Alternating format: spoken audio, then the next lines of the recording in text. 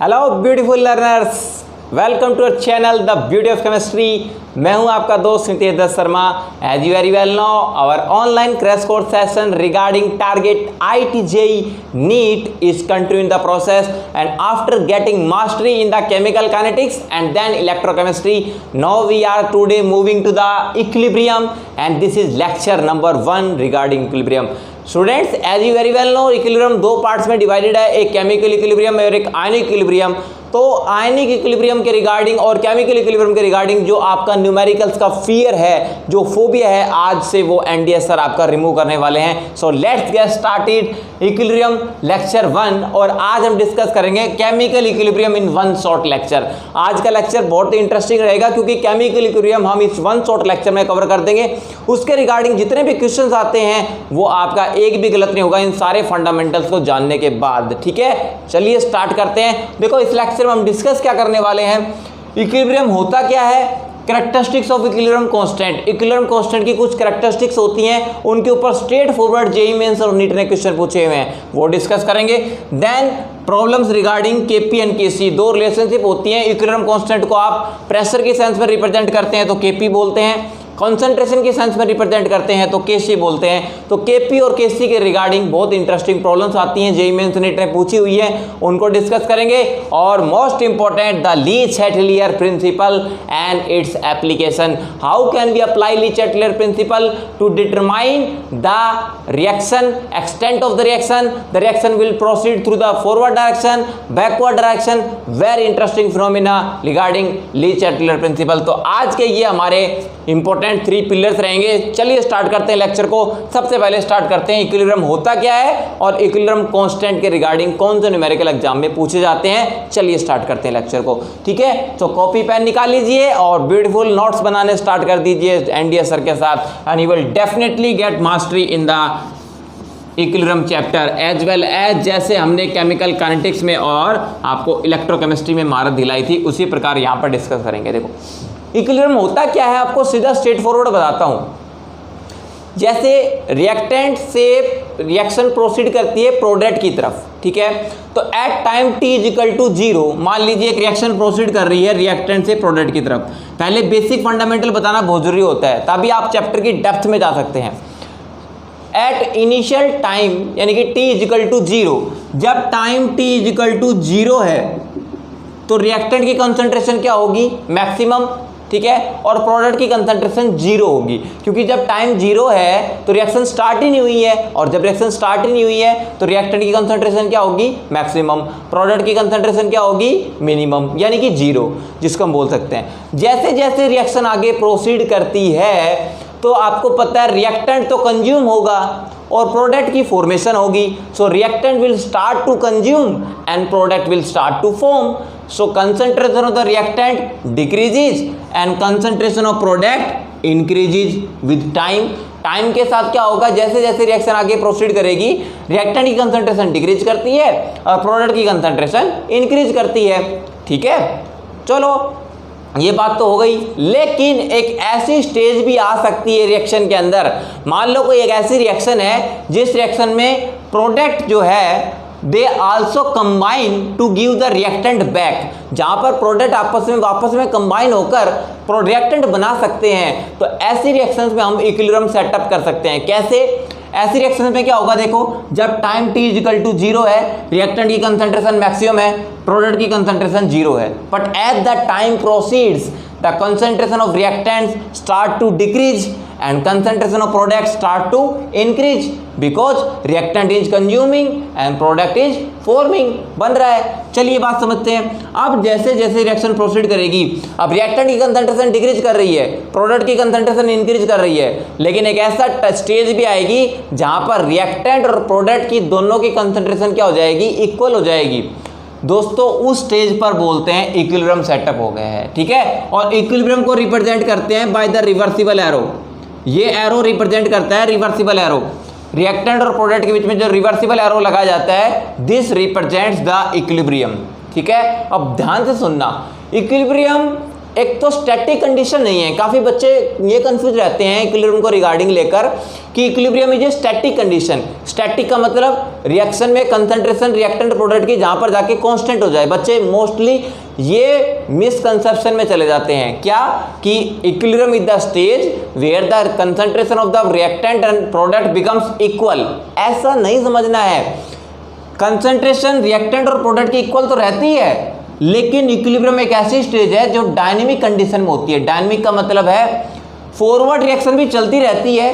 Forward reaction क्या है? Reactant से प्रोडक्ट की तरफ, और बैकवर्ड रिएक्शन क्या है? प्रोडक्ट से रिएक्टेंट की तरफ। लेकिन ये दोनों रिएक्शंस है ना एक ही स्पीड से चल रही होती है, यानी कि rate of forward reaction it becomes equal to rate of backward reaction. भाई रेट ऑफ फॉरवर्ड रिएक्शन अगर बैकवर्ड रिएक्शन के इक्वल होगा तो रिएक्टेंट जिस स्पीड से कंज्यूम होके प्रोडक्ट बना रहा है उतनी ही स्पीड से प्रोडक्ट वापस रिकंबाइन होकर फिर से क्या बना रहा है? रिएक्टेंट बना रहा है। और दोनों जो रिएक्शंस हैं फॉरवर्ड और बैकवर्ड एक ही स्पीड से हो रही है, तो उससे क्या फर्क पड़ेगा?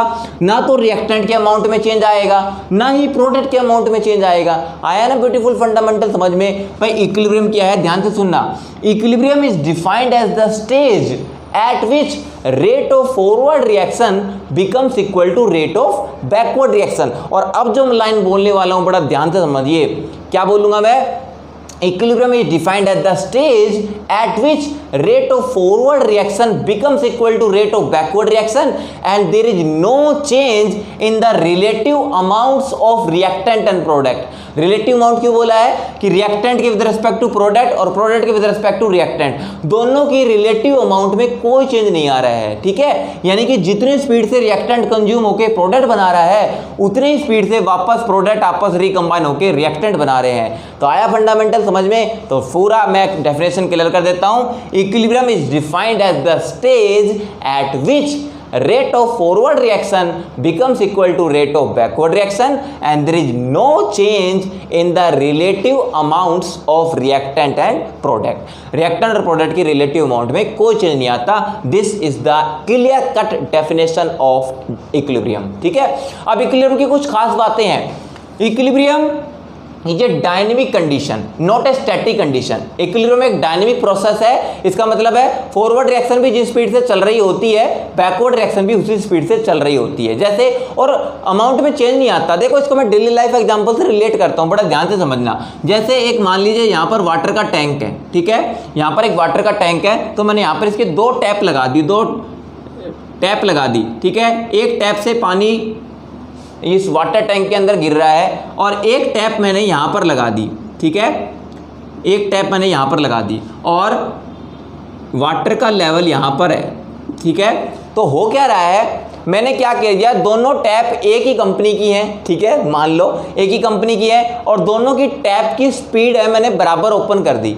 यानी कि जितने स्पीड से इस टैप से पानी वाटर टैंक में गिर रहा है उतनी ही स्पीड से इस टैप से वाटर टैंक से पानी निकल रहा है, ठीक है। इसका मतलब इससे क्या फर्क होगा, जैसे मैंने कह दिया, जैसे ये रेट ऑफ फॉरवर्ड रिएक्शन है, ये रेट ऑफ बैकवर्ड रिएक्शन है। यानी कि जितनी स्पीड से वाटर टैंक फिल हो रहा है, भर रहा है, उतनी स्पीड से वाटर टैंक खाली भी हो रहा है। तो बताओ मुझे इस वाटर के लेवल में कुछ फर्क आएगा? इस वाटर के लेवल में फर्क आएगा? बिल्कुल भी नहीं आएगा। क्यों नहीं आएगा? क्योंकि मैंने दोनों टैप की स्पीड है वो इक्वल कर दी है। जैसे अगर मैं इस टैप को तो तेज खोल दूं और इस टैप को मैं स्लो कर दूं तो वाटर के लेवल में इंक्रीज आ जाएगा ना, क्योंकि ऊपर से गिर ज़्यादा रहा है निकल कम रहा है, समझ में आ गया। और मैं इस टैप की स्पीड को ज़्यादा कर दूँ और उस टैप की स्पीड को क्या कर दूँ, कम कर दूँ, तो वाटर का लेवल नीचे चला जाएगा। लेकिन वाटर का लेवल फिक्स कब रहेगा, वाटर का लेवल कॉन्स्टेंट कब रहेगा? जब जितने स्पीड से टैप से पानी गिर रहा है उतने स्पीड से इस टैप से पानी निकल रहा है। लेकिन प्रोसेस तो दोनों चल रहे हैं ना, रुक तो नहीं रहे, चल रहे हैं ना। जितनी स्पीड से ये गिर रहा है उतनी स्पीड से निकल भी रहा है। सो equilibrium is not a static condition, equilibrium is a dynamic process because both the reactions forward and backward reaction they takes place continuously with the same speed। समझ में आ गई बात? तो ये बहुत ही ब्यूटीफुल फंडामेंटल है। तो ये आपको इक्विलिब्रियम समझ में आ गया होगा। अब मैं इक्विलिब्रियम के अंदर आपको सीधे डायरेक्ट क्वेश्चन पर लेकर जाता हूं कि इक्विलिब्रियम के अंदर इक्विलिब्रियम कांस्टेंट एक टर्म आती है। और इक्विलिब्रियम का एक बात, खास बात और ध्यान रखना, equilibrium can be achieved only in closed vessel. मतलब आपका जो कंटेनर है इट शुड बी क्लोज, मतलब equilibrium can never be achieved in open container.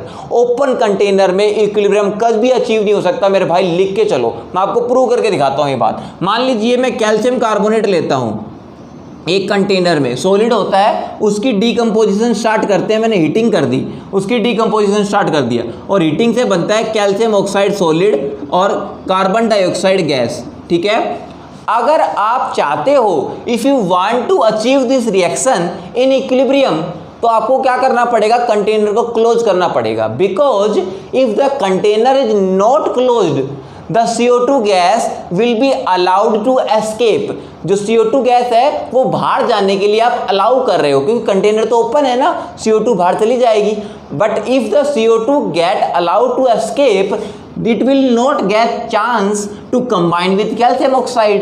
But if carbon dioxide does not combine with calcium oxide, there is no formation of backward reaction. यहां पर backward reaction के chances तो आप खत्म करते जा रहे हो, तो आपको क्या करना पड़ेगा, कंटेनर को बाहर से बंद कर दो।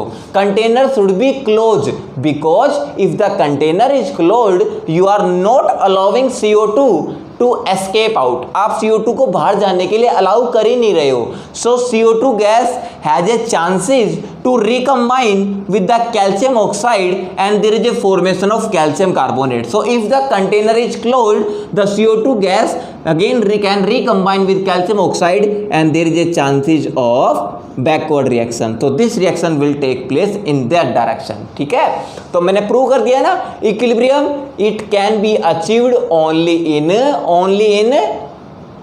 closed container, because if the container is closed the equilibrium, the products are not allowed to escape, because if the product are allowed to escape it will no chances of recombination and backward reaction will never takes place. So the container should be closed to achieve equilibrium. So equilibrium की क्या characteristics है, equilibrium is a dynamic process, equilibrium is a can be achieved only in close container. तो ये दोनों बातें आप याद रखना ताकि आप इस चैप्टर के डेप्थ में जा सके, ठीक है, ये आपको याद रखना है। चलो इक्विलिब्रियम को रिप्रेजेंट करने के तरीके क्या है वो रिप्रेजेंट देखते हैं। देखो एक होता है रेट ऑफ फॉरवर्ड रिएक्शन, एक होता है रेट ऑफ बैकवर्ड रिएक्शन। जैसे फॉर एग्जांपल मैंने कह दिया A और B रिएक्टेंट है, A और B रिएक्टेंट है और वो C + D बना रहे हैं and this reaction is in equilibrium, ठीक है, कोई दिक्कत नहीं है। A के मोल स्मॉल a है, B के मोल स्मॉल b है, C के मोल स्मॉल c है और D के मोल स्मॉल d है, ठीक है। इधर जाएंगे A B से C D की तरफ तो रेट ऑफ फॉरवर्ड रिएक्शन है, तो मैं यहाँ पे एक बार लिख देता हूँ, ये हो गई rate of forward reaction. Forward reaction की रेट क्या आएगी, it is directly proportional to the concentration of A and concentration of B। हमने लगा दिया law of mass action. Law of mass action क्या कहता है, केमिकल काइनेटिक्स में बताया था मैंने कि according to this law the rate of a chemical reaction is directly proportional to the concentration of reactant, product of concentration of reactant and raise to the power of number of moles of reactant. देखो rate of forward reaction चल रहे हैं, तो forward reaction के लिए reactant कौन है, A और B है, तो product of the concentration of A and B and raise to the power number of moles. A के number of moles small a और B के नंबर ऑफ मोल्स क्या हो जाएंगे, स्मॉल b हो जाएंगे, ठीक है। और सिमिलरली अगर मैं साइन को हटाऊं, रेट ऑफ फॉरवर्ड रिएक्शन के लिए इस साइन को हटाऊं तो यहाँ पर एक कांस्टेंट क्वांटिटी आ जाएगी, उस कांस्टेंट क्वांटिटी को मैंने KF कह दिया। क्या कह दिया, KF। तो यहाँ पे मैं लिख देता हूँ, ये KF क्या है, KF is the rate constant, आपको पता होगा रेट कांस्टेंट बोलते हैं इसको। KF is the rate constant for forward reaction. कौन सी रिएक्शन के लिए, फॉरवर्ड रिएक्शन के लिए रेट कांस्टेंट है। चलिए आगे बढ़ते हैं। अगर इस रिएक्शन में मेरे को rate of backward reaction represent करना हो, ध्यान से देखना, अभी सारे फंडामेंटल्स आपके क्लियर कर दूंगा। अगर इस रिएक्शन में आपको रेट ऑफ बैकवर्ड रिएक्शन देखना हो तो बैकवर्ड की तरफ आएंगे तो आप देखो बैकवर्ड रिएक्शन में रिएक्टेंट कौन है, COD। तो बैकवर्ड रिएक्शन की जो रेट है it will directly proportional to concentration of C and concentration of D। C के पावर स्मॉल c और D की पावर स्मॉल d, दोनों आ जाएंगे, कोई दिक्कत नहीं है। इस साइन और प्रोपोर्शनलिटी को हटाएंगे तो यहाँ पे कांस्टेंट क्वांटिटी आएगी और उस कांस्टेंट क्वांटिटी को मैंने कह दिया KB। देखो F for forward, B for backward, KB हो गया rate constant for backward reaction. समझ गए आगे बात, कोई दिक्कत नहीं है। लेकिन मैंने बोला था जब कंडीशन इक्विलिब्रियम पे लग जाए जब कंडीशन किस पे लग जाए, इक्विलिब्रियम पे। तो रेट ऑफ फॉरवर्ड रिएक्शन और rate of backward reaction equal हो जाते हैं। तो अगर मैं कह दूं ये इक्वेशन नंबर 1 है और ये इक्वेशन नंबर 2 है, तो at equilibrium the rate of forward reaction becomes equal to rate of backward reaction. तो इक्वेशन 1 इक्वेशन 2 को इक्वेट कर दीजिए। इक्वेट करोगे तो क्या आएगा, देखो यहां पर आएगा के एफ ए की कंसंट्रेशन की पावर स्मॉल ए और बी की कंसंट्रेशन की power small b, and it becomes equal to K B C की कंसंट्रेशन की power small c and D की कंसंट्रेशन की पावर स्मॉल डी। बताओ आएगा कि नहीं आएगा, यही आएगा, बिल्कुल डेफिनेटली ये आएगा। अब देखो मैं क्या करता हूं, इस के बी को मैं के एफ के नीचे ले आया, के बी को के एफ के नीचे ले आया। यहां पर मैं इसको रीअरेंज कर रहा हूं इक्वेशन को, के बी को मैं के एफ के नीचे ले आया यहां पर, ठीक है, और ए की कंसंट्रेशन और बी की कंसंट्रेशन है, इन दोनों को मैं यहां पर नीचे ले गया। तो देखो रीअरेंज होने के बाद क्या बन जाएगी, के बी तो यहां आ गया और ये दोनों टर्म कहाँ चली जाएगी आपकी, इसके नीचे। तो ये आ जाएगा सी की कंसंट्रेशन स्मॉल सी, डी की कंसंट्रेशन नीचे पर स्मॉल डी, नीचे ए की कंसंट्रेशन ऊपर स्मॉल ए और बी की कंसंट्रेशन स्मॉल बी। अब देखो ये भी एक कांस्टेंट है, rate constant for forward reaction, और ये क्या है, rate constant for backward reaction. इन दोनों कांस्टेंट का जो रेशियो होता है, ध्यान रखना, जो के एफ अपॉन के बी, इन दोनों कांस्टेंट का रेशियो एक अलग कांस्टेंट होता है और इसको बोलते हैं इक्विलिब्रियम कांस्टेंट। समझ में आ गया, इसलिए मैं थोड़ा सा टाइम ले रहा था इस रिएक्शन को रिप्रेजेंट करने में। तो इक्विलिब्रियम कांस्टेंट ओवरऑल रिएक्शन के लिए होता है, पूरी रिवर्सिबल रिएक्शन के लिए, क्योंकि के एफ तो क्या है, केवल फॉरवर्ड रिएक्शन के लिए है, के पी क्या है, केवल बैकवर्ड रिएक्शन के लिए। लेकिन इन दोनों का जो रेशियो है वो ओवरऑल इक्विलिब्रियम कांस्टेंट आया है, equilibrium constant for overall reversible reaction which is in equilibrium. ठीक है, तो आपको कह सकते हैं इक्विलिब्रियम कांस्टेंट क्या होता है, according to law of chemical equilibrium, एक लॉ आया था एक केमिकल इक्विलिब्रियम का, according to law of chemical equilibrium the equilibrium constant is defined as the ratio of rate constant for forward reaction and rate constant of backward reaction। इन दोनों rate constant के जो ratio होता है उसी को equilibrium constant कहते हैं। तो आप ये बात ध्यान रखेंगे, ठीक है। तो this is all about the equilibrium constant। अब रिप्रेजेंटेशन कर लेते हैं। तो कितनी जल्दी जल्दी काम हो रहे हैं। इस equilibrium constant को रिप्रेजेंट करने के दो तरीके हैं, चलिए देखते हैं। अभी इक्विलिब्रियम कांस्टेंट पढ़ा था, इसके ऊपर न्यूमेरिकल कौन से आते हैं। देखो एक्चुअल जो चैप्टर हमारा स्टार्ट होता है यहाँ से होता है न्यूमेरिकल पोर्शन। पहले जो मैंने स्टार्टिंग का 15-16 मिनट का लेक्चर लिया है, it was totally about the basics about the equilibrium. Equilibrium होता क्या है, ठीक है। अब यहाँ से बात स्टार्ट आती है कि इक्विलिब्रियम के रिगार्डिंग क्वेश्चन कैसे आएंगे वो आपको अब जज करना है, ठीक है। तो यहाँ से लेक्चर स्टार्ट होता है। जिनको बेसिक पहले से पता था वो लेक्चर को स्किप कर सकते थे, ठीक है, कोई दिक्कत वाली बात नहीं है। चलो, characteristics of the equilibrium constant. Equilibrium constant की कैरेक्टरिस्टिक क्या है, देखो अगर आपको एक रिएक्शन दी हुई है, एक इक्वेशन दी हुई है, वो इक्विलिब्रियम के अंदर है, उसका इक्विलिब्रियम कांस्टेंट आपको गिवन है। देखो आपको एक इक्वेशन दी हुई है, ध्यान से सुनना क्वेश्चन कैसे आएगा। आपको एक केमिकल इक्वेशन दी हुई है, वो केमिकल इक्वेशन इक्विलिब्रियम में है, उस केमिकल इक्विलिब्रियम का आपको इक्विलिब्रियम कांस्टेंट की वैल्यू दी हुई है।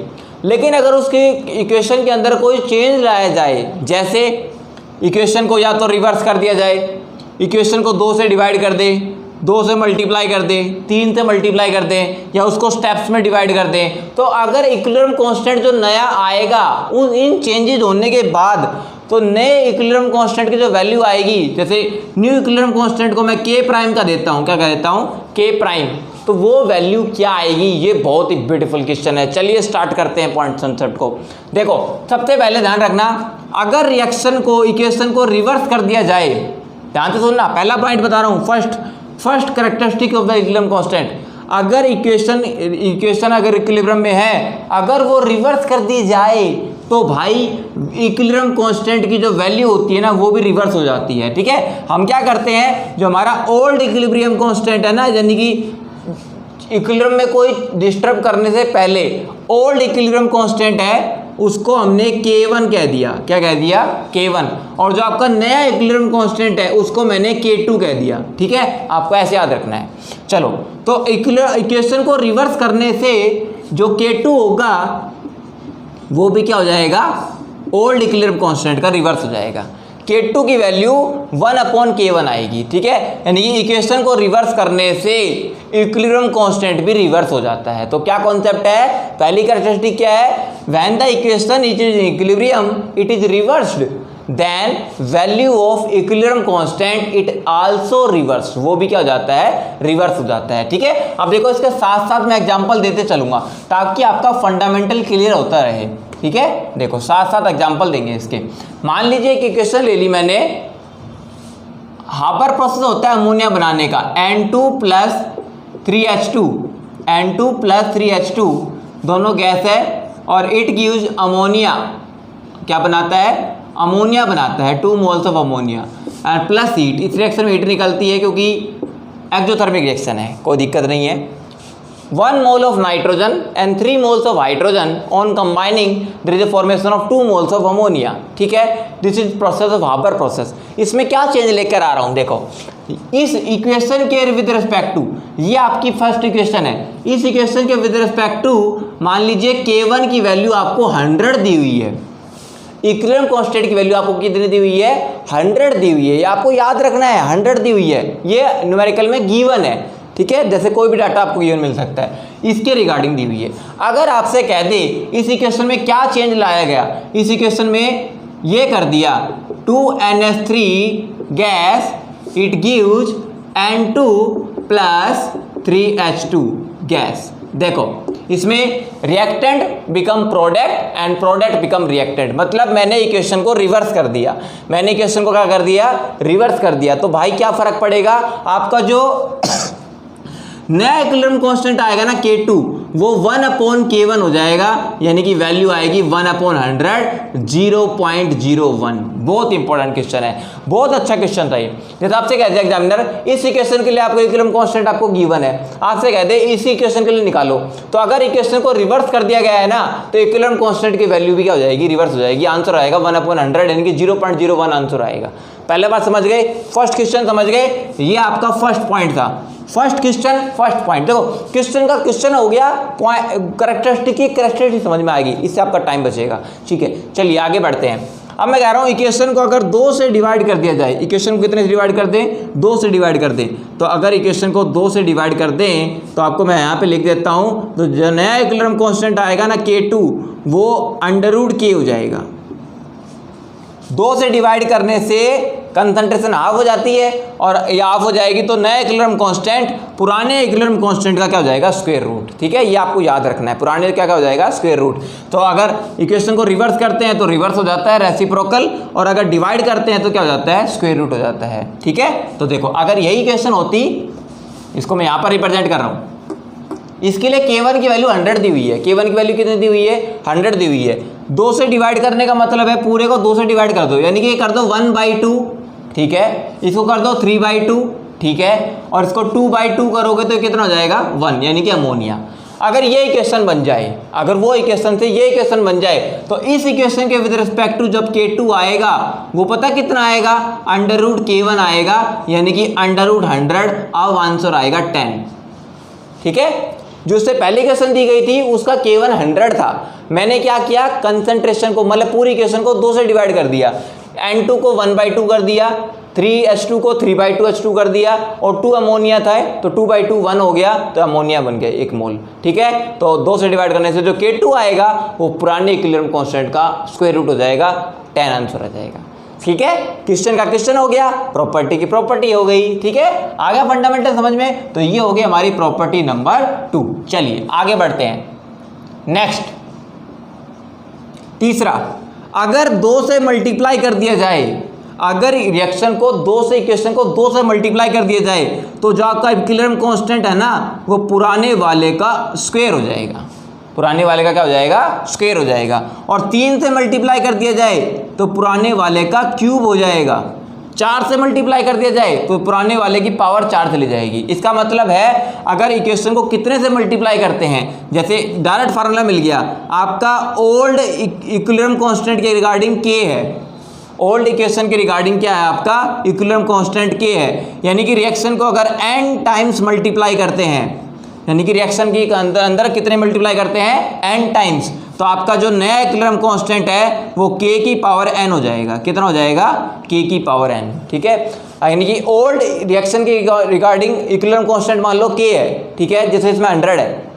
अगर n टाइम्स मल्टीप्लाई कर दिया जाए तो नया इक्विलिब्रियम कांस्टेंट पुराने वाले से k की पावर n चला जाएगा। k की पावर क्या चला जाएगा? n चला जाएगा। मतलब n टाइम्स आपको मल्टीप्लाई करना है। देखो k2 होगा k1 की पावर 2, 3 से मल्टीप्लाई किया तो k2 k1 की पावर 3। अब जैसे यही क्वेश्चन है, ये क्वेश्चन को अगर मैं 2 से मल्टीप्लाई करके ऐसे लिखूं 2n2 प्लस 6h2 और ये बन जाए 4NH3। क्या बन जाए? 4NH3। तो इस रिएक्शन का k2 पता क्या आएगा? k1 का होल स्क्वायर, यानी कि 100 का होल स्क्वायर हो जाएगा। अब ये आ जाएगा 10 की पावर 4, क्योंकि ये 100 क्या था? 10 की पावर 2, तो ये हो जाएगा 10 की पावर 4 हो जाएगा। ऐसे फंडामेंटल्स को आपको समझकर चलना है। ठीक है, तो this is the very interesting. Double कर दिया तो 10 की पावर 2 हो गया, ट्रिपल कर दे तो 10 की पावर 6 हो जाता, 10 की पावर क्या हो जाता? 6 हो जाता। तो ऐसे क्वेश्चन को आपको समझकर चलना है। ठीक है, तो ये भी हो गया। चलो आगे बढ़ते हैं। हाँ, अगर इक्वेशन डिवाइड्स हो जाए स्टेप्स के अंदर, अगर इक्वेशन डिवाइड हो जाए स्टेप्स के अंदर, चलो हाबर प्रोसेस की रिएक्शन तो स्टेप में डिवाइड नहीं होती, लेकिन अगर रिएक्शन स्टेप में डिवाइड हो जाए तो क्या करोगे? 2 या 2 से ज़्यादा स्टेप में डिवाइड हो जाए तो क्या करोगे? यहाँ तक समझ में आ गया? 4 पॉइंट तक। 5वां पॉइंट देखो क्या करेंगे। अगर रिएक्शन 2 स्टेप में डिवाइड हुई है, कितने स्टेप में? अगर मान लो रिएक्शन 2 स्टेप में हो रही है, उसके फर्स्ट स्टेप के लिए इक्विलिब्रियम कांस्टेंट k1 है, k1 है फर्स्ट स्टेप के लिए। फर्स्ट स्टेप के लिए क्या है? k1। k2 क्या है? सेकंड स्टेप के लिए। तो ओवरऑल रिएक्शन के इक्विलिब्रियम कांस्टेंट पता कितना आएगा? k आ जाएगा k1 multiply by k2, 2 step के लिए। 3 स्टेप के लिए होगा तो क्या हो जाएगा? Overall reaction k1 multiply by k2 multiply by k3। 4 step हो तो k4 से मल्टीप्लाई कर देंगे, कोई दिक्कत वाली बात नहीं है। ठीक है, तो ये आपको याद रखना है। चलो इसको रिप्रेजेंट करने के लिए, इसके लिए मैं आपको डायरेक्ट क्वेश्चन देता हूं जो नीट ने डायरेक्ट पूछा हुआ है। बहुत ही ब्यूटीफुल क्वेश्चन था और सबसे ईजी क्वेश्चन था। मल्टीप्लाई डिवाइड ये करने भाई सब में प्योरली मैथमेटिक्स और कुछ नहीं है। मान लीजिए मैंने कह दिया a gives the b, equilibrium में है, b गिव्स द c, ये भी इक्विलिब्रियम में है, और c गिव्स द d, ये भी क्या है? इक्विलिब्रियम में है। इस इक्वेशन का इक्विलिब्रियम कांस्टेंट k1 कह दिया आपको 5 है, इस इक्वेशन का इक्विलिब्रियम कांस्टेंट k2 कह दिया आपको 8 है, और इस इक्वेशन का इक्विलिब्रियम कांस्टेंट आपसे कह दिया k3 का 3 है। ठीक है, बिल्कुल ठीक है। अगर आपसे कहते a गिव्स द d, इस रिएक्शन का इक्विलिब्रियम कांस्टेंट निकालना है आपको, बहुत ईजी है। देखो a से d में जाने में 3 स्टेप लग रहे हैं, a को d में जाने में 3 स्टेप लग रहे हैं। पहले a से b बना, b से c बना और c से d बना। तो ये जो रिएक्शन है ना, ये रिएक्शन ओवरऑल रिएक्शन, ये ओवरऑल रिएक्शन है जो आपकी वो 3 स्टेप में कंप्लीट हुई है। कितने स्टेप में कंप्लीट हुई है? 3 स्टेप में। तो ओवरऑल कांस्टेंट किसके बराबर आएगा? k1 multiply by k2 multiply by k3। तो 5 multiply by 8 multiply by 3, it comes out to be 120। ठीक है, तो इस इक्वेशन का इक्विलिब्रियम कांस्टेंट कितना आएगा आपका? 120 आएगा। ठीक है, समझ गए? तो this is all about the characteristics of the equilibrium constant. इसके रिगार्डिंग आपका एक भी क्वेश्चन आपका गलत नहीं होगा। ठीक है, चलिए अब मैं क्वेश्चन देता हूं, आप बड़े आसानी से कर पाएंगे उसको। देखिए आपके सामने मैं 2 क्वेश्चन लेकर आता हूं और दोनों क्वेश्चन बड़े अच्छे होंगे। ठीक है, देखो चलिए देखिए, ये इक्विलिब्रियम कांस्टेंट के रिगार्डिंग मैंने 3 प्रॉब्लम्स ली हैं। तीनों प्रॉब्लम्स को ध्यान से समझते हैं। Problem 1, 2 and 3। देखो 1 बाय 1 देखते हैं। सबसे पहले प्रॉब्लम नंबर 2 देखिए, क्योंकि 2 अगर आपको समझ में आ गई तो 1 के अंदर आप अपना आसानी से अप्लाई कर पाओगे। देखो ये कह रहा है n2 प्लस 3h2, अभी दी थी मैंने इक्वेशन 2NH3। इसके लिए इक्विलिब्रियम कांस्टेंट की वैल्यू 100 दी हुई है, Kc की वैल्यू, Kc हो गया इक्विलिब्रियम कांस्टेंट। आप कह रहे हैं अगर ये इक्वेशन है तो इस इक्वेशन के with respect to equilibrium constant क्या आएगा?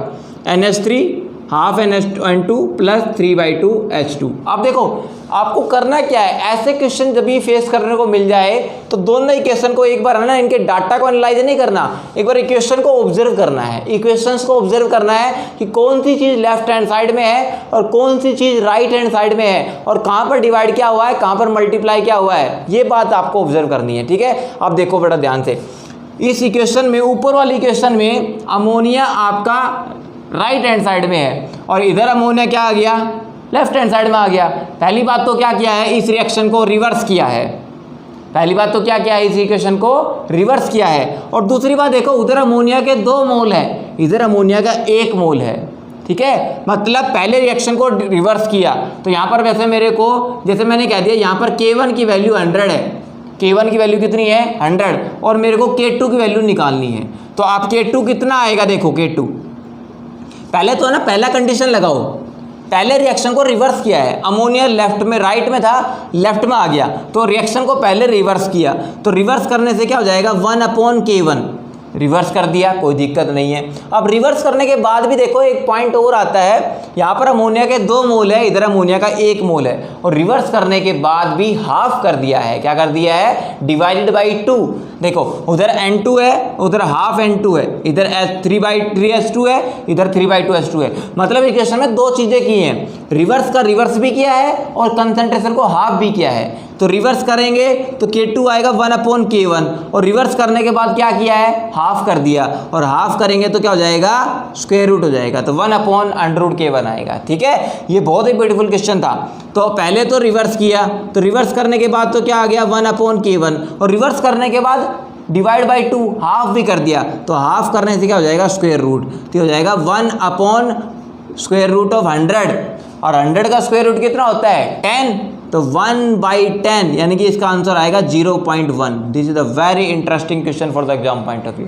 आगे समझ में, अब यही डाटा, बिल्कुल यही स्टेटमेंट आप ऊपर अप्लाई करो। देखो उधर 2HCl से क्या बन रहा है, H2 + Cl2, और इधर क्या हो रहा है, half H2 half Cl2 HCl। देखो इस इक्वेशन को पहले रिवर्स किया है, पहले इस इक्वेशन को क्या किया है, रिवर्स किया है, और रिवर्स करने के बाद देखो H2Cl2 पहले राइट हैंड साइड में थे, अब लेफ्ट में आ गए हैं, HCl पहले लेफ्ट में था, वो राइट में चला गया।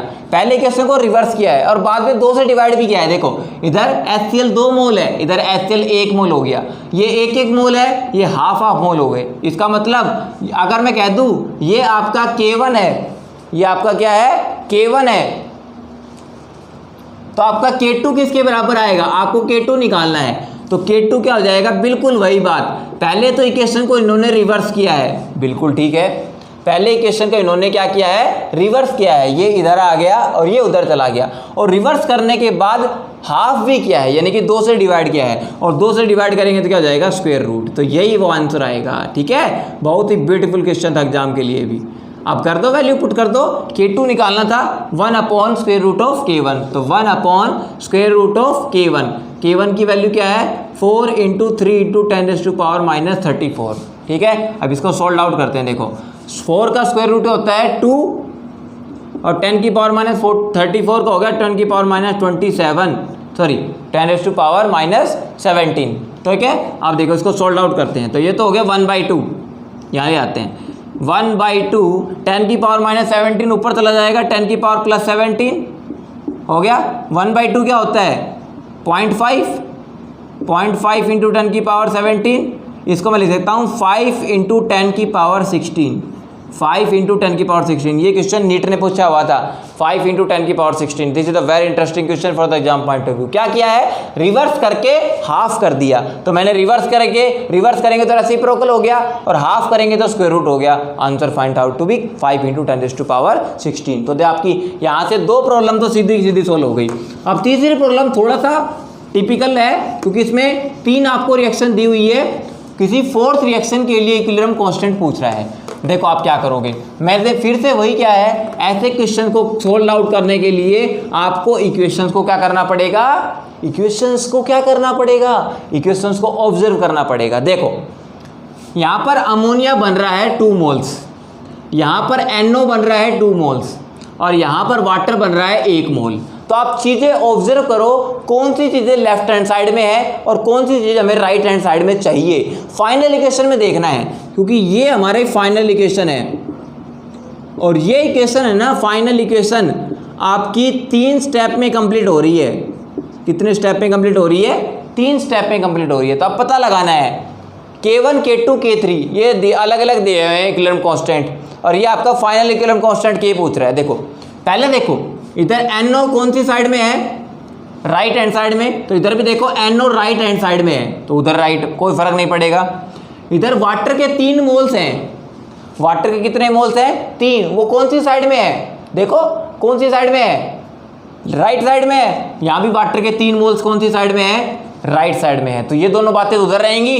तो लेकिन इस इक्वेशन को कितने से मल्टीप्लाई करना पड़ेगा, 3 से मल्टीप्लाई करना पड़ेगा, क्योंकि इधर वाटर के मोल्स ओवरऑल रिएक्शन में 3 बन रहे हैं, इधर वाटर के मोल कितने हैं, 1 मोल है। तो कितने से मल्टीप्लाई हो जाएगी इक्वेशन, 2 से मल्टीप्लाई हो जाएगी। ठीक है, अब देखो यानी कि जो आपका इक्विलिब्रियम कांस्टेंट है K, इन दोनों इक्वेशन के रिगार्डिंग देखो, NO के 2 मोल्स राइट साइड में है। देखो बहुत सिंपल शॉर्ट ट्रिक्स बता रहा हूँ निकालने की।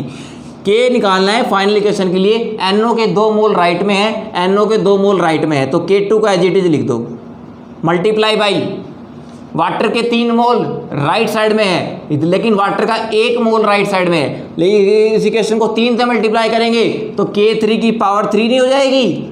अरे 3 से मल्टीप्लाई करते हैं तो पावर कितनी हो जाती है, 3, 2 से डिवाइड करते हैं तो पावर 2। आगे समझ में। अब देखो इधर अमोनिया के 2 मोल्स हैं, लेकिन वो कौन सी साइड में है, लेफ्ट साइड में है। और उस रिएक्शन में देखो फर्स्ट इक्वेशन में इधर भी अमोनिया के 2 मोल है, लेकिन वो कौन सी साइड में है, राइट साइड में है। लेकिन क्योंकि तो हमें इसका मतलब क्या हुआ, फाइनल इक्वेशन ऑब्टेन करने के लिए फर्स्ट इक्वेशन को रिवर्स करना पड़ा है, क्योंकि फर्स्ट इक्वेशन में अमोनिया राइट साइड में है और फाइनल इक्वेशन में अमोनिया लेफ्ट साइड में है। तो फर्स्ट इक्वेशन का करना पड़ेगा, रिवर्स करना पड़ेगा, और रिवर्स करेंगे तो क्या हो जाएगा, इक्वेशन रिवर्स करने से इक्विलिब्रियम कांस्टेंट भी क्या हो जाता है, रिवर्स। तो यह आपका नीचे चला जाएगा, K1 आपका नीचे चला जाएगा। ये आपका आंसर आ गया।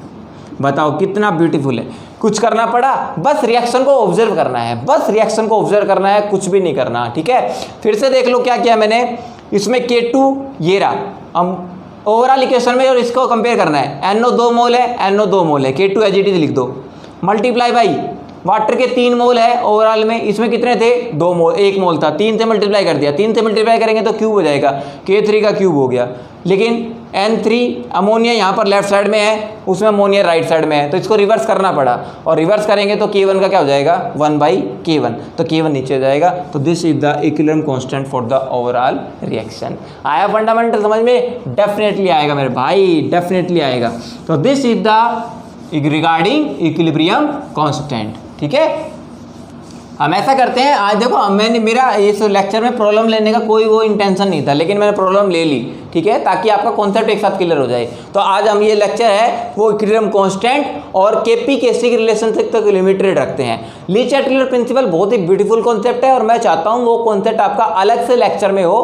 तो हम क्या करेंगे, केमिकल इक्विलिब्रियम 3 चैप्टर में फिनिश करेंगे। पहले चैप्टर में मैंने क्या किया, पहले लेक्चर में कर दिया इक्विलिब्रियम कांस्टेंट और उसके रिगार्डिंग प्रॉब्लम्स ले ली, केपी केसी की प्रॉब्लम अभी लूंगा।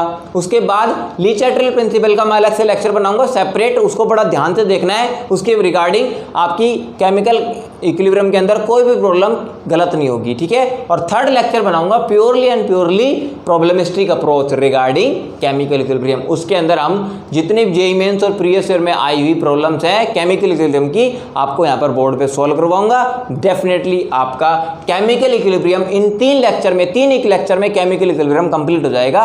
और इसी प्रकार आयनिक इक्विलिब्रियम भी हम 3-4 लेक्चर में फिनिश कर देंगे। So keep continue watching the lecture, और जो चैनल पे नए भाई सब्सक्राइब करके बेल आइकन प्रेस कर लो। ठीक है, ऐसे अद्भुत लेक्चर आपको और कहीं देखने को नहीं मिलेंगे। ठीक है, चलिए आगे बढ़ते हैं। इसके बाद रिप्रेजेंटेशन आता है, जो आपका इक्विलिब्रियम कांस्टेंट है ना K, उसको 2 तरह से रिप्रेजेंट करते हैं, एक Kp की सेंस में, एक Kc की सेंस में। ठीक है, डायरेक्ट न्यूमेरिकल अप्रोच पे आता हूँ। Kp की सेंस में कहते हैं प्रेशर की सेंस में, Kc की सेंस में कहते हैं कॉन्सेंट्रेशन की सेंस में। ठीक है, और इन दोनों के बीच में एक रिलेशनशिप है, वो रिलेशनशिप क्या है, Kp = Kc RT और उसकी पावर डेल्टा Ng, RT की पावर डेल्टा Ng। ये क्वेश्चन आपको याद रखनी है। ठीक है, अभी न्यूमेरिकल बताऊंगा कैसे करने हैं। Kp क्या होता है, Kp होता है equilibrium constant in terms of pressure, Kc क्या होता है, equilibrium constant in terms of concentration. ठीक है, जैसे Kp आपको रिप्रेजेंट करके दिखाता हूँ। Kp आपको केवल तभी रिप्रेजेंट करना है जब रिएक्टेंट और प्रोडक्ट साइड में आपको कंसंट्रेशन गिवन ना हो, आपको प्रेशर की सेंस में डाटा गिवन हो। किसकी सेंस में, प्रेशर की सेंस में, यानी कि प्रेशर केवल गैसेस सब्सटेंसेस का होता है। तो Kp आपको इक्वेशन के लिए लिखना है तो आप केवल उसी रिएक्शन में लिख सकते हो जहां पर रिएक्टेंट और प्रोडक्ट के केवल आपको गैसियस रिएक्टेंट और प्रोडक्ट के नंबर ऑफ मोल्स को कंसीडर करना है, केवल गैसियस। अगर रिएक्टेंट और प्रोडक्ट आपके सॉलिड या लिक्विड स्टेट में है तो आप उसको केपी की सेंस में नहीं लिख सकते, ठीक है, क्योंकि प्रेशर की सेंस में केवल गैसियस रिएक्टेंट और गैसियस प्रोडक्ट को ही कंसीडर करते हैं। जैसे आपको एग्जांपल देता हूँ, दो एक दे दिया, कैल्शियम कार्बोनेट को हीट करते हैं तो आपका बनता है calcium oxide plus carbon dioxide. अब देखो ये भी सॉलिड है लेकिन ये गैस है। इसका मैं अगर कैसे रिप्रेजेंट करूं तब तक कोई फर्क नहीं पड़ता। कैल्शियम ऑक्साइड की कंसंट्रेशन, कार्बन डाइऑक्साइड की कंसंट्रेशन, प्रोडक्ट की कंसंट्रेशन ऊपर लिखते हैं, रिएक्टेंट की कंसंट्रेशन नीचे लिखते हैं, और कैल्शियम कार्बोनेट की कंसंट्रेशन नीचे जाएगी केसी की सेंस में। लेकिन अगर यही इक्वेशन मैं केपी की सेंस में रिप्रेजेंट करूं तो पता क्या आएगा, देखो ये सॉलिड है, केवल केपी की सेंस में गैसियस प्रोडक्ट और गैसियस रिएक्टेंट को कंसीडर करते हैं। प्रोडक्ट तो पार्शियल प्रेशर ऑफ CO2 के बराबर आएगा। This is the very interesting, ठीक है। अब देखो एक इक्वेशन आ जाए, N2 + 3H2 it gives 2NH3। अब अमोनिया भी गैस होती है, हाइड्रोजन भी गैस है, नाइट्रोजन भी गैस है, तो इसको केपी की सेंस में रिप्रेजेंट कैसे करेंगे, partial pressure of ammonia 2 mole है, ऊपर पावर 2 लिख देंगे, divided by partial pressure of nitrogen, power mole कितने हैं 1, और multiply by partial pressure of hydrogen, power कितनी है 3। तो this is the representation of KP, ठीक है। अगर इसी क्वेश्चन को मैंने केसी की रिप्रेजेंटेशन करनी होती तो अमोनिया की कंसंट्रेशन को स्क्वायर ब्रैकेट में लिखते हैं, ध्यान रखना, पार्शियल प्रेशर को स्क्वायर ब्रैकेट में लिखने की जरूरत नहीं है। अमोनिया की कंसंट्रेशन मोल कितने हैं 2, पावर चली जाएगी, डिवाइड बाई N2 की concentration and divide multiply by H2 की मोल कितने हैं 3, यहाँ आ जाएगा। तो ये केसी की रिप्रेजेंटेशन है, ये केपी की रिप्रेजेंटेशन है, और इन दोनों के बीच में रिलेशन क्या है, Kp equal to Kc RT. RT आपका यूनिवर्सल गैस कांस्टेंट है 8.314 जूल पर केल्विन पर मोल। टी आपका एब्सोल्यूट टेम्परेचर है 298 केल्विन होता है स्टैंडर्ड कंडीशन में, और डेल्टा एनजी समझ लो क्या होता है। यहाँ पर डेल्टा एनजी क्या है, here delta NG is equal to NP minus NR. NP क्या होते हैं, number of moles of product, and NR क्या होता है, number of moles of reactant. लेकिन we would consider only and only gaseous reactant and gaseous products. तो NP का मतलब हुआ number of moles of gaseous products, and NR का मतलब हो गया number of moles of gaseous reactant. जैसे मैं आपको यहाँ पर रिप्रेजेंट करके दिखाता हूँ, आपके सामने ये 2 इक्वेशन है, बहुत ही ब्यूटीफुल क्वेश्चन आपको रिप्रेजेंट करके दिखाता हूँ, ठीक है। देखो आपके सामने मैं 3 क्वेश्चन रखता हूँ, बड़ा ध्यान से समझना। आपके सामने मैं 3 क्वेश्चन रखता हूँ, देखो डायरेक्ट क्वेश्चन आपसे पूछते हैं, स्ट्रेट फॉरवर्ड क्वेश्चन कैसे पूछे जाते हैं, डायरेक्ट समझना। जैसे आपसे कह दे N2 + 3H2 गैस है and it gives 2NH3। First equation, problem number 1। Problem number 2 देखो, 2SO2 सल्फर डाइऑक्साइड भी गैस है प्लस O2 ये भी गैस है and it gives 2SO3 sulphur trioxide ये भी गैस है। दूसरी number problem, and problem number 3, carbon monoxide ये भी गैस है और मैंने इसमें डाल दिया हाफ O2 ये भी गैस है and it give rise to carbon dioxide gas. क्या बनाती है, कार्बन डाइऑक्साइड गैस, ठीक है। ये प्रॉब्लम नंबर 3 है। आपसे कहते इन तीनों प्रॉब्लम के अंदर Kp/Kc की वैल्यू बताओ। बहुत ही ब्यूटीफुल क्वेश्चन है। क्या बताना है, Kp/Kc की वैल्यू बतानी है। बहुत ही ब्यूटीफुल क्वेश्चन है। तीनों की प्रॉब्लम है, जेईई मेंस और नीट में आने के चांसेस है और आए हुए भी हैं, ठीक है। तो आपका बहुत ही ब्यूटीफुल यहाँ पर कॉन्सेप्ट बिल्डअप होगा, ठीक है। प्रॉब्लम नंबर 1 में देखो, इसमें देख लो आपको Kp/Kc रिलेशन बनानी, Kp/Kc क्या होगा। देखो पहले तो रिलेशनशिप इसको रीअरेंज करो, कैसे बनेगी, Kp = Kc RT delta Ng है, तो Kc को Kp के नीचे ले जाओ, तो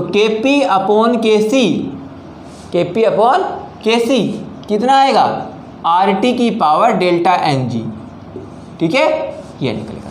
तो आपको डेल्टा Ng निकाल लेना हर चीज़ में। डेल्टा Ng क्या है, प्रोडक्ट के नंबर ऑफ मोल्स वो भी गैसियस स्टेट में होने चाहिए, उसमें रिएक्टेंट के नंबर ऑफ मोल्स घटा दो वो भी गैसियस स्टेट में होने चाहिए, ठीक है। ये आपको फार्मूला लगा के देख लो। अब देखो इधर प्रोडक्ट कितने मोल हैं, 2 मोल है, तो यहाँ पे लिख दूँ मैं NP कितना है 2, रिएक्टेंट के मोल कितने हैं देखो, 1 और 3 4 मोल है, तो यहाँ पर NR कितना है 4 है, तो डायरेक्ट पुट करो NP माइनस NR कितना आएगा, अरे फर्स्ट इक्वेशन के लिए निकालते हैं पहले।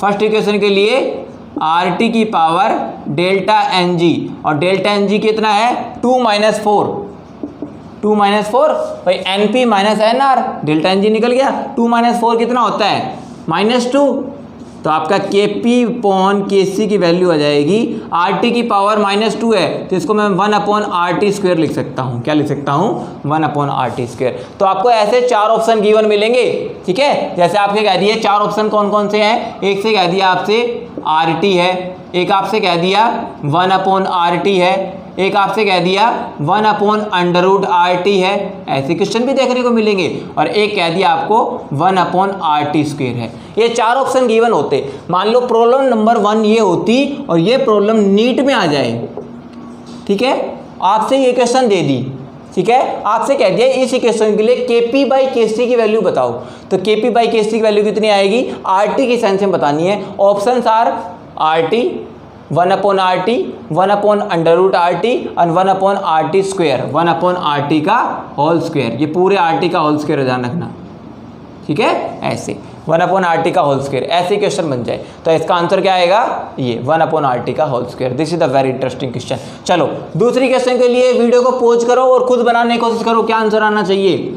आप सीख तो गए ना, अरे सीख गए ना, आप खुद करने की कोशिश करो, खुद करोगे तो कॉन्फिडेंस बिल्डअप होगा। देखो इधर प्रोडक्ट के मोल कितने हैं 2, तो NP कितना है 2, इधर देखो 2 और 1 3, तो NR कितना है 3, 2 माइनस 3 करो कितना आएगा 1, कितना आसान हलवा हो गया अब तो।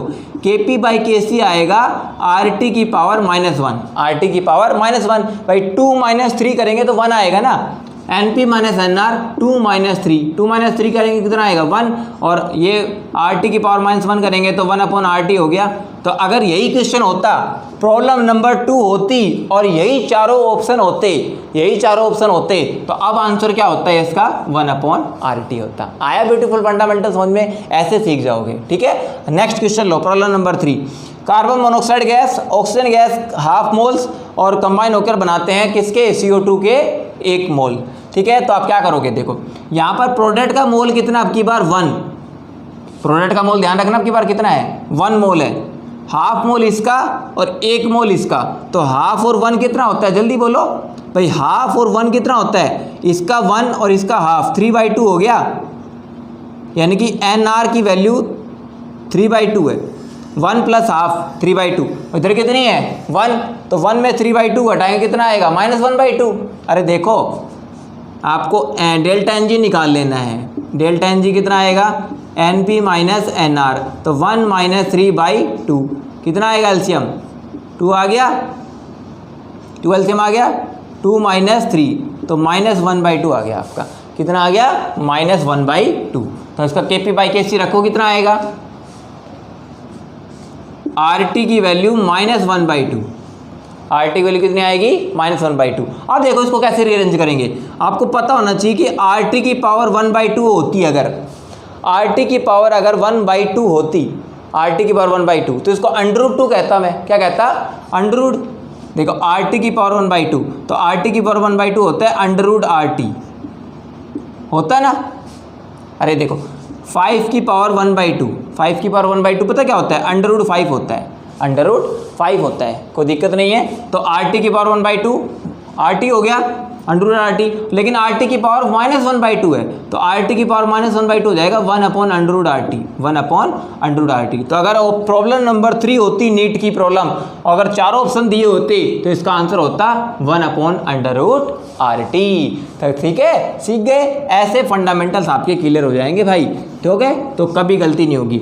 और एक और रह गया, देखो ये आया 1 अपॉन RT स्क्वायर अमोनिया में आया था, 1 अपॉन RT किस में आया था, अभी सल्फर डाइऑक्साइड वाली प्रॉब्लम ने 1 अपॉन RT वाली प्रॉब्लम बताऊं, देखो ये ले लो, कैल्शियम कार्बोनेट को हीट करोगे तो calcium oxide plus carbon dioxide निकलेगा, ये सॉलिड है, ये सॉलिड है, इधर केवल प्रोडक्ट के मोल तो कितने हैं 1, रिएक्टेंट साइड में गैसियस रिएक्टेंट ही नहीं है, गैसियस रिएक्टेंट नहीं है तो रिएक्टेंट के मोल 0 काउंट होंगे। तो डेल्टा NG कितना है 1 माइनस 1 माइनस 0 1 ही आएगा, तो आप पर Kp अपॉन Kc की वैल्यू कितनी आएगी, RT की पावर 1 माइनस 0, 1 माइनस 0 1 ही होता है, तो यहाँ पर क्या आएगा, RT आ जाएगा। तो ऑप्शन ये करेक्ट था। ठीक है, चारों ऑप्शन के मैंने 4 क्वेश्चन बता दिए। अब आपका Kp अपॉन Kc का फंडामेंटल कभी भी गलत नहीं होने वाला। ठीक है, चलो आगे बात करते हैं। अब एक बात और ध्यान रखना, अगर मान लो आपको मैं 4 प्रॉब्लम और दूं, ध्यान से समझना, अगर आपको मैं 4 प्रॉब्लम और दूं, बहुत ही ब्यूटीफुल, ध्यान से देखिए।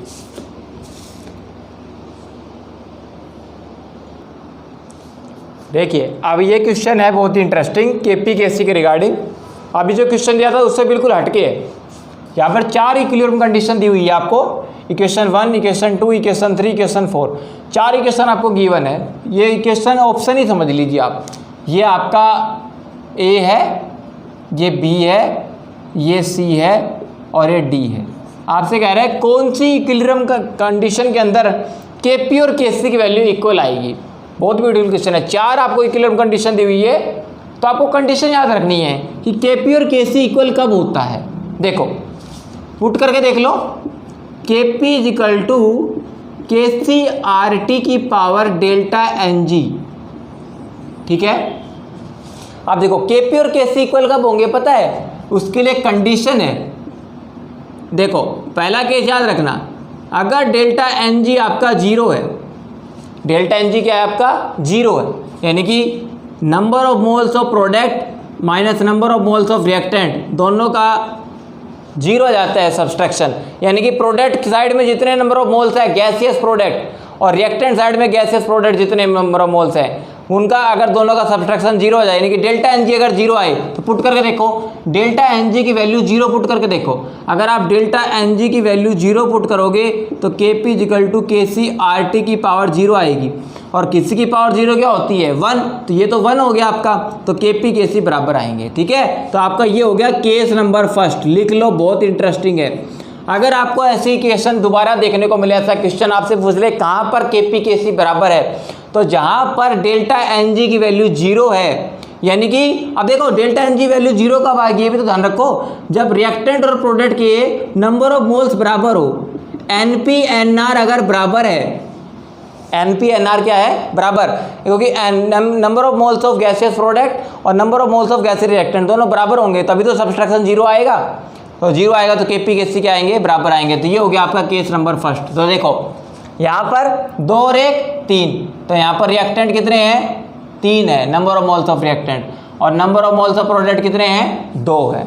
इधर आ जाओ, N2 + 3H2, number of moles of reactant कितने हैं 4, यहाँ पर number of moles of reactant कितने हैं, प्रोडक्ट कितने हैं 2।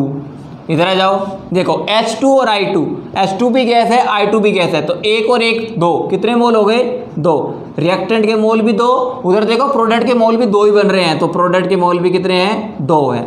नीचे वाली में सेक्शन में देखो लास्ट में 1 + 1/2, तो NR की वैल्यू इस इक्वेशन के लिए कितनी हो गई, NR की वैल्यू होगी 3/2, और इधर 1 मोल बन रहा है तो NP की वैल्यू होगी 1। तो NP/NR कहाँ पर इक्वल है देख लो। अगर ऐसा क्वेश्चन आ जाए आपसे पूछ ले कहाँ पर Kp Kc बराबर है, Kp Kc वहाँ बराबर होगा जहाँ NP/NR बराबर होंगे, तो NP/NR यहाँ पर बराबर है, तो इसी क्वेश्चन का कौन सा आंसर होगा, सी ऑप्शन करेक्ट होगा। ठीक है, ये भी आ सकता है। अब देखो क्वेश्चन को फ्रेम भी तो कर सकता है एग्जामिनर दूसरे तरीके से, आपसे पूछ ले ऐसी कौन सी क्वेश्चन है। ठीक है, अब देखो इसमें से कितनी क्वेश्चन आपसे कहते हैं ये जेईई एडवांस का क्वेश्चन बन जाए, और आपसे कहते हैं इन क्वेश्चन में से हाउ मैनी क्वेश्चन, ऐसे कितने ऑप्शन है जिसमें Kp और Kc से Kp की वैल्यू क्या हो जाएगी, Kc is greater then Kp, Kc क्या हो जाए, Kc जो है वो Kp से ज़्यादा है। ठीक है, तो अब आपको याद रखना है Kp Kc से ज़्यादा कब होगा। देखो अब आपको दूसरी बात केस याद करा देता हूँ। देखो 3 केस याद रखना है। पहला केस क्या है, केस फर्स्ट, अगर डेल्टा Ng 0 है यानी कि प्रोडक्ट और रिएक्टेंट के मोल बराबर है, तब तो Kp Kc बराबर आएंगे, ये केस फर्स्ट है। केस सेकंड याद रखना है, अगर डेल्टा Ng ग्रेटर देन 0 है, 0 से ज़्यादा है। अब ग्रेटर देन 0 कब आएगा, जब प्रोडक्ट के मोल ज़्यादा हो और रिएक्टेंट के मोल कम हो, भाई ये भी आएगा, क्योंकि NP माइनस NR करके तो आप डेल्टा NG निकालते हो। भाई डेल्टा NG कैसे निकालते हो आप? डेल्टा NG निकालते हो NP माइनस NR। तो NP और NR जब इक्वल होते हैं तो डेल्टा NG 0 आएगा, और NP ग्रेटर होगा NR से तो डेल्टा NG क्या आएगा? Greater than 0। और डेल्टा NG ग्रेटर दैन 0 आएगा तो KP will be greater than KC। KP क्या होगा? KC से ज़्यादा होगा। मतलब इसको ट्रिक याद रखना, NP ज़्यादा होगा तो KP ज़्यादा आएगा। NP ज़्यादा होगा, प्रोडक्ट के नंबर ऑफ मोल ज़्यादा होंगे तो KP की वैल्यू ज़्यादा आएगी, ठीक है। और तीसरा केस याद रखना है आपको, अगर डेल्टा NG लेस देन 0 यानी कि नेगेटिव में चला गया, तो अगर आपका ये नेगेटिव में कब आएगा? जब रिएक्टेंट के मोल ज़्यादा होंगे, रिएक्टेंट के मोल ज़्यादा होंगे। देखो क्योंकि NP माइनस NR करोगे, रिएक्टेंट के मोल ज़्यादा हैं तो डेल्टा NG की वैल्यू नेगेटिव आएगी, यानी कि 0 से कम आएगी, और 0 से कम आएगी तो केस उल्टा हो जाएगा, तो KC की वैल्यू ज़्यादा होगी, KP की वैल्यू कम होगी। ये 3 केस याद रखना है। NP NR इक्वल है, डेल्टा NG 0 है तो KP KC इक्वल होते हैं, KP KC इक्वल होते हैं। NP ज़्यादा है तो KP ज़्यादा होगा, लेकिन NP कम है तो KP भी कम होगा। KP कम होगा तो KC ज़्यादा होगा, एक केस याद रखो, ठीक है। अब देखो यहाँ पर NR NP NR is greater, NR क्या है? ग्रेटर है, तो NR अगर ग्रेटर है तो KC ग्रेटर होगा, पहली क्वेश्चन में। दूसरी में देखो NR 4 है, NP 2 है, इसमें भी KC ज़्यादा होगा। और डी क्वेश्चन देखो, यहाँ पर भी NR 3/2 है और NP कितना है? 1/2। इसका मतलब है A, B और D ये 3 इक्वेशन ऐसी है जहाँ पर आपका KC जो है वो KP से ज़्यादा आएगा। क्यों आएगा? क्योंकि यहाँ पर प्रोडक्ट से ज़्यादा मोल रिएक्टेंट के हैं। समझ में आ गया? तो ऐसे क्वेश्चन का आप फ्रेम कर लेंगे। बहुत ही ब्यूटीफुल क्वेश्चन था, ठीक है, ये आपको याद रखना है। अब एक क्वेश्चन और दे देता हूँ, जैसे आपको कह दे कैल्शियम कार्बोनेट सॉलिड होता है, उसको हीट किया तो कैल्शियम ऑक्साइड बना और कार्बन डाइऑक्साइड बना। तो आपसे कह दे इस क्वेश्चन के लिए KP और KC में रिलेशन क्या है? आपसे कह दे KP is equal to KC, आपसे कह दे KP is greater than KC, तीसरा कह दे KP is less than KC, ठीक है, यह जाए। और तीसरा अगला कह दिया नॉट डिफाइंड या नॉट डिटरमाइंड, इसको डिटरमाइन नहीं कर सकते, चौथा ऑप्शन ये कहते हैं। आपसे क्या कहेंगे? देखो प्रोडक्ट के मोल देखो, सॉलिड स्टेट के तो काउंट होंगे नहीं, सॉलिड स्टेट के नहीं काउंट होंगे, गैसेस के केस के काउंट होंगे। तो यहाँ पर NP कितना है? 1, NR 0, तो NP माइनस NR कितना आएगा? NP is greater then NC, NP is greater then NR, तो क्या आएगा? KP is greater than KC। Option be the correct answer.